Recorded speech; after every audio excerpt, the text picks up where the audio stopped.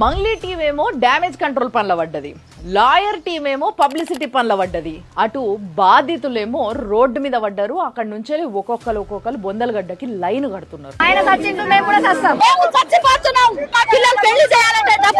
Micro finance scam లా రమేష్ అనే గిరిజన బిడ్డ రీసెంట్ గా గుండెపోటుతోని ప్రాణాలు వదిలేసిండు. ఇంత పెద్ద స్కామ్ అయితే ఏ ఒక్క గిరిజన ప్రజా ప్రతినిధి గాని బయటకు వచ్చి మీరు ఏమి ప్రాణాలు తీసుకోకుండ్రి, ధైర్యంగా ఉండుండ్రి, మీ పోయిన పైసలు దొంగలెవరో పట్టుకొని వాళ్ళ దగ్గర నుంచి వసూలు చేపిచ్చిస్తామని ఒక్క హామీ ఇచ్చిన పాపాను పోలే. మరి ఆఫీసర్లకు ఈ లీడర్లకు కూడా ముట్టినాయో ఏమో గానీ బెయిల్ పైన బయటికి వచ్చినోళ్ళు వచ్చినట్టు అప్స్కాండ్ అయిపోతున్నారు. ఆరోపణలు ఎదుర్కొంటున్న మంగ్లీ ఇంతకు ముందు ఆడనో ఏడనో కూసోని వీడియోలు వదిలింది కదా, నేను కూడా మీతో పాటు బాధితురాలనే, నన్ను ఇంత బద్నాం చేసిండ్రు అని చెప్పేసి.